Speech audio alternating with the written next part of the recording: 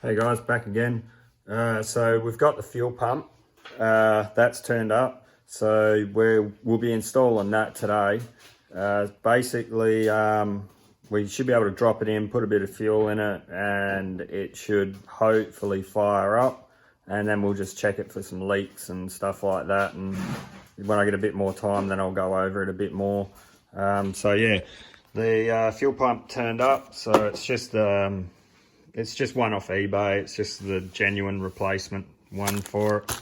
So we'll get this all out of the bag, and yeah, I'll get it back up into the cradle that it sits in, and then we'll drop it in the fuel tank, which is sitting right there. Okay, so I got the fuel pump mounted onto its cradle. It's all ready to go, be dropped into the tank. The fuel lines are all done up, all up in here. It's plugged in.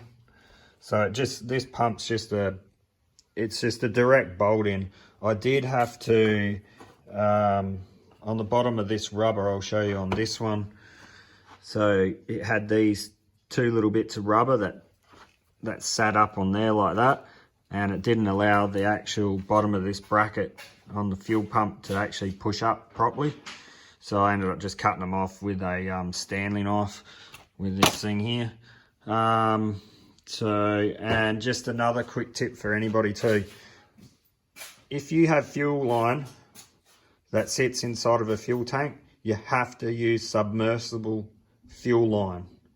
You cannot use generic fuel line, as in like fuel line that goes on the outside, so something that goes to a fuel rail. It doesn't work. It'll work for a couple of weeks, and then it will dissolve, and then the pump can't push pressure. So you actually have to use the recommended stuff that actually can be inside of a fuel tank. So that's just a quick tip for anybody. So all right, we'll get this dropped down into the tank. So it's pretty easy. So the gasket's on the bottom of this, so it's a rubber gasket. All the fuel lines, all the fuel pipes here are all being cleaned out too, so they're all clear. So that sits there like that.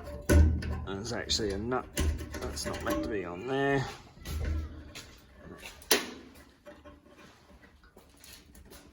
Like that.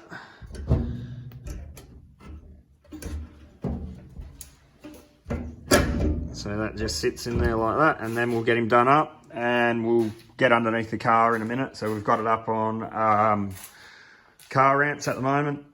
We don't have our safety stands here at the moment, so just another quick tip for people. If you have a car, say your handbrake doesn't work, the handbrake does work in this one, run one ramp, so jack the car up, run one ramp backwards, and the other ramp forwards. That way, if you didn't have a handbrake that worked, it's entirely possible for the car to roll off, so it's actually safer for you to get under. The handbrake does work in this, like I just said, but we're just doing it for extra safety anyways. No point in not being safety when you're underneath the car.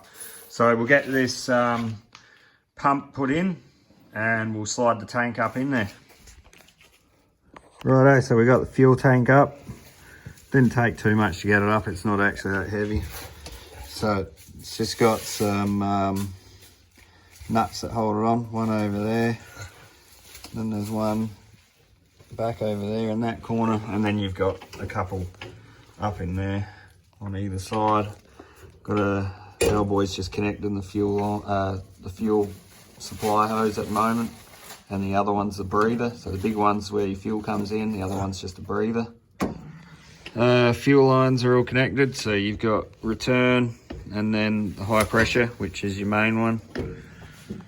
So we'll get these on, and then we'll pour some fuel on it. We'll probably need to check the bung on it too, make sure it's uptight so it doesn't leak fuel. And hopefully we'll get some fuel pressure up to it, and then we'll show it starting up. Okay, so we're getting ready to start it. We've got the timing light set up on it for when we start it and we get it running. When it gets up to operating temperature, then we will set the timing on it. So we've checked all the fluids and everything all in it, so they're all fine. When we went back over it just to double check everything, we found a bit of a problem. Well, not really a problem, but when we went back through double checking it, that we did the valve clearances wrong.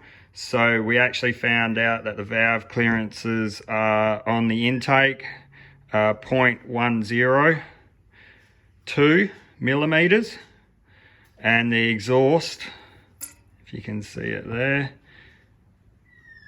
so I'll just get it to focus. So the exhaust is 0.178 millimeters.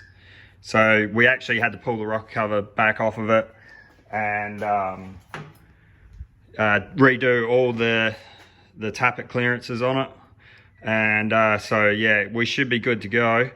So we also had to go get some fuel, so we went and got 15 litres of fuel because it just didn't have enough in it.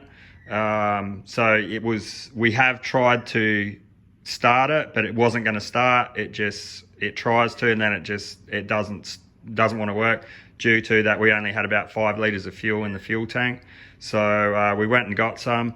We put another 15 litres in it, and we've primed it, and it should be ready to go for its first start. So I'll just get the old boy over here to crank her on, and we'll get her started up.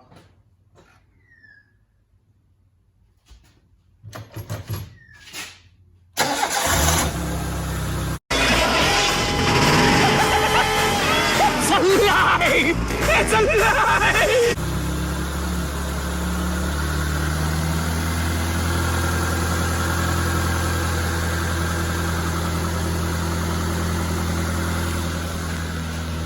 There we go.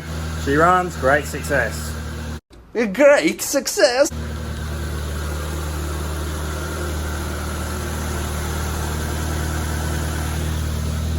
So no lights on. That light's just the handbrake light.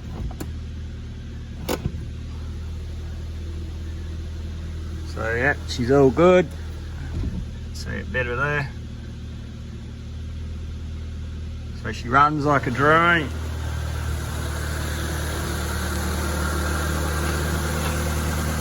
So yeah. Alright guys, that's going to wrap up this one. Thanks for hanging around if you made it this long in the video. Like and subscribe, and we'll see you guys in the next one. Thanks a lot. Cheers guys, bye.